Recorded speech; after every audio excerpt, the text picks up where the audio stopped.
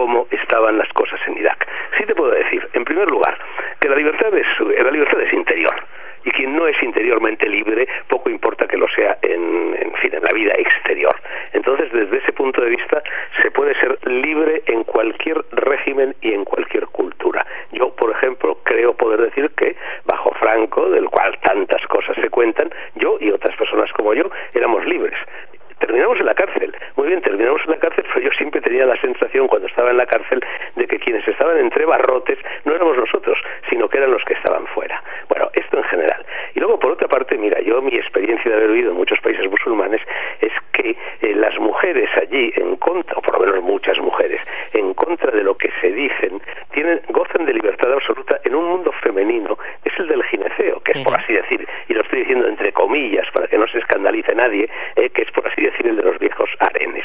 Eso en España y en el mundo en el que yo nací también existía. Había un mundo de mujeres y había un mundo de varones. Mundos que a veces se entrecruzaban, que a veces se mezclaban, pero que tenían apetencias, que tenían gustos, que tenían propósitos distintos en la vida. Ajá. Por ejemplo, el mundo de la cocina. Yo ya sé que esto resulta escandaloso decirlo, pero yo nací en un mundo en el cual jamás vi, a mi padre no lo pude ver porque mi padre murió antes de que yo naciera en la guerra civil, pero a mi padrastro o a mi abuelo o a mis tíos, es decir, las personas adultas de mi familia, jamás los vi poner el pie en la cocina. Se detenían en el umbral de la cocina, por así decir, y además me decían, y yo fui educado así, y todos los chicos de mi generación fuimos educados así, me decían, no seas cocinilla, no entres ahí. Al mismo tiempo, las mujeres que sí entraban ahí, digo cocina, pero estoy diciendo mucho más que la cocina, era un mundo mucho más amplio, mucho más vasto que el de los fogones. Las mujeres en ese mundo mandaban, estaban cómodas entre ellas, se sentían libres entre ellas, ¿no? Entonces, ese mundo del gineceo, ese mundo exclusivamente reservado a las mujeres, que protegía a las mujeres, ha desaparecido del mundo occidental y, en cambio, subsiste en el mundo oriental y, sobre todo, existe en el mundo islámico. Entonces, es muy fácil simplificar y es muy fácil identificar la libertad de la mujer con la libertad de convertirse en ejecutiva, agarrar un maletín de Sansonite, coger un avión e irse a una aburridísima reunión profesional en otra ciudad. Si eso es libertad, a mí esa libertad no me tienta. De acuerdo. Paseando por las calles de Madrid veía un graffiti cerca de donde vives y tu vecina Esperanza Aguirre que decía lo siguiente, es de Ezra Pound y decía que la mayor esclavitud es pensar que tiene que venir alguien a darte la libertad.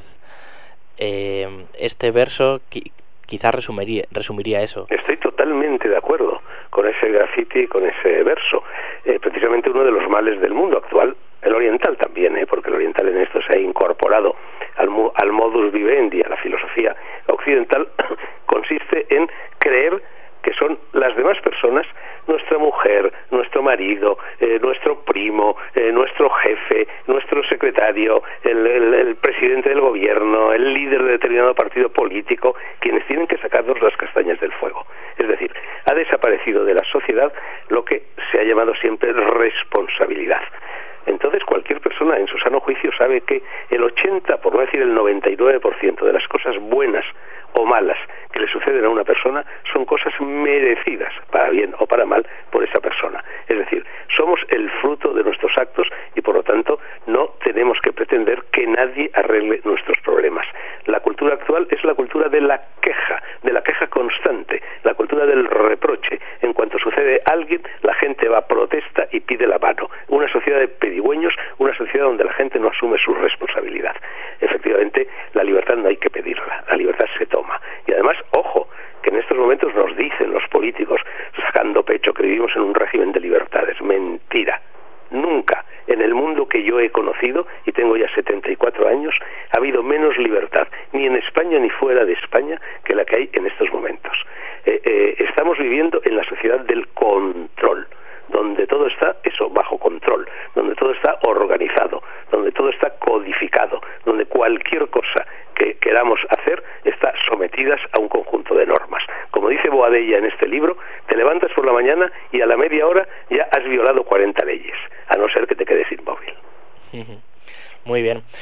Continuando leyendo, en el segundo capítulo, habla sobre una idea y sobre el igualitarismo, y es algo que yo descubrí en Freud, que dice que cuando la envidia no está bien elaborada, se disfraza de compañerismo y de igualdad.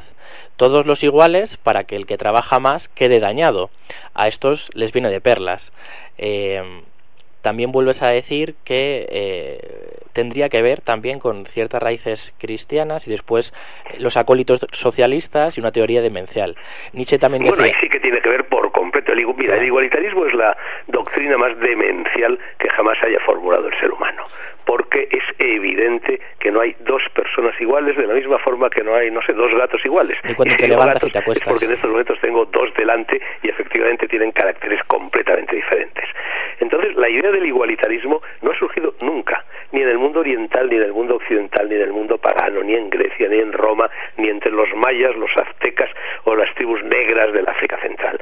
El único lugar de la historia de la cultura donde surgió esta idea del igualitarismo fue efectivamente en el cristianismo, y esa idea del igualitarismo fue recogida por lo que constituye una secta o una herejía del cristianismo, una versión laica, una versión atea, una versión agnóstica, que es el socialismo y sus múltiples derivados. Entonces, efectivamente, esa es la madre del cordero, en mi opinión, de todos los males que nos afligen, porque aquí, en una sociedad igualitaria, el rasero por el que se mide a las personas es por abajo, nunca por arriba. ¿Quién quiere ser igual? ¿El pobre al rico? Sí, el pobre quiere ser igual al rico, pero el rico al pobre no. ¿El tonto al inteligente? Sí, el tonto quiere ser igual al inteligente, pero el inteligente no quiere ser igual al tonto. Es decir, frente a una sociedad aristocrática, y cuando empleo la palabra aristocrática no me estoy refiriendo a sangre azul, no me estoy refiriendo a marqueses, a condes, a varones y a personas así, me estoy refiriendo al término griego. En Grecia, aristoi significaba los mejores, es decir, una sociedad basada en el criterio de excelencia. El igualitarismo corta las cabezas de los mejores, allanándolo todo por abajo, y desaparece ese criterio de excelencia sin el cual no puede haber sencillamente ni movimiento, ni progreso, ni evolución en la sociedad. Nietzsche decía igualdad para los iguales y desigualdad para los desiguales. En este sentido, ¿no? Como todos somos desiguales, me parecía que también... Pues desigualdad para todos, ¿no? Desigualdad para todos. Mírame, ahora tienes que intentar levantarte un día más y empezar todo otra vez. Piensa que hoy todo puede cambiar, que no es fácil ya. Y vamos a seguir ahora con estos aforismos sobre la vida, el amor y el trabajo. Entonces me comentaba el colaborador Jorge que era un aforismo, y me parece también que se puede contar a los oyentes. Un aforismo es una poesía condensada, es decir, hay una verdad que se devela dentro de esa frase tan breve. No llega a ser un haiku o un haiku, ya que ellos tienen una métrica muy reducida, o tiene que seguir unos parámetros característicos para hablar sobre este tipo de verso, que es difícil de poder realizar debido a que tienes que contar las sílabas muy bien. Estar de acuerdo con todo también es una forma de suicidio. Dale algo a los demás. Atrévete. Mucha ambición y poca capacidad de trabajo es malo y enferma. Pensar y verás como algo en ti vuelve a nacer. Saldrás. Comienzo a psicoanalizarme, no para curar ninguna herida pasada, sino para vivir mejor los años futuros.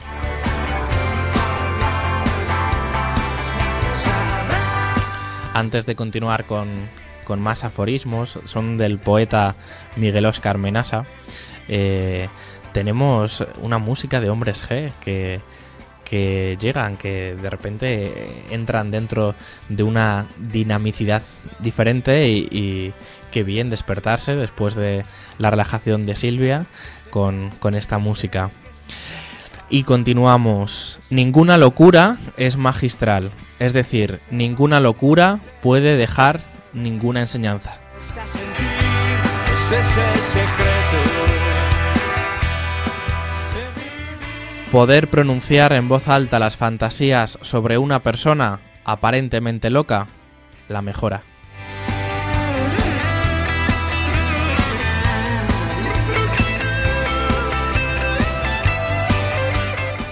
Pienso, junto con Freud, que las fantasías sexuales reprimidas en su expresión generan enfermedad, cuando cualquier otro piensa, abstinencia, acierta, pero como aciertan los tontos, porque no se trata de la falta de ninguna droga ni de ningún acto, sino simplemente de la abstinencia en la expresión de las fantasías sexuales.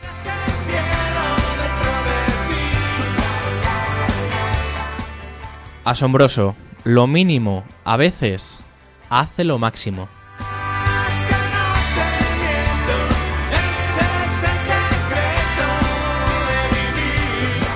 La primera parte de estos aforismos ha quedado en nuestra radio. ¿Y alguna pregunta, Jorge? ¿Hay alguno que te haya llegado, que te haya tocado? Bueno, la verdad es que todos y cada uno tienen su verdad, ¿no? Yo a lo mejor el de las fantasías sexuales, creo que es mejor practicar las fantasías sexuales, ¿no? Más que pensarlas.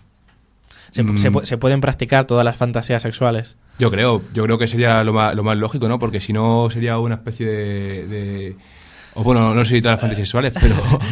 Nuestro técnico estaba diciendo no, y entonces Jorge Hombre, dijo, pero quizás a no. lo mejor le gustaría tener a Angelina Jolie o a o a Julia Roberts. Mira, hay una película que habla sobre esta cuestión que se llama ¿por qué lo llaman amor cuando quieren decir sexo? Uh-huh. En la que Verónica Forqué, que es la protagonista, siempre tenía una fantasía sexual con mantener relaciones con un bombero. Entonces, cuando lo lleva a la práctica, es siempre peor. Es decir, cuando se mantenía en la fantasía era como un motor, era como algo que siempre quería tener, algo utópico que le hacía moverse. En el momento en el que quiso realizarlo tal cual, siempre la realidad te hace tener un grado de insatisfacción, que no es que no se pueda satisfacer ninguna fantasía sexual, pero que tenemos que saber que hay fantasías sexuales que son del orden de la imaginación y hay otras que son del orden de la realización. Sí, es como si fuera una especie de motor, una especie de motor de día a día, ¿no? Por así decirlo. Uh-huh. Sí, en ese punto sí que puedo estar de acuerdo contigo. Uh-huh. Muy bien, pues continuamos con nuestros aforismos y decires.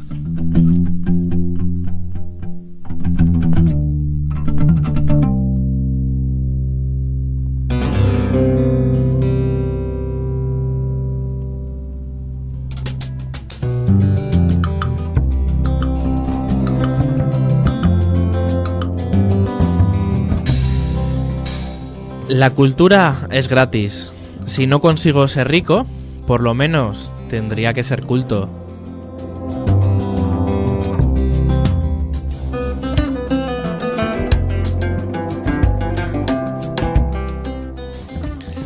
Mientras ella tiembla, yo busco desesperadamente el mejor camino, y el mejor camino no existe.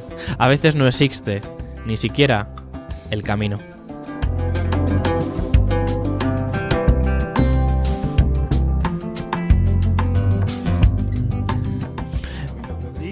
Sergio.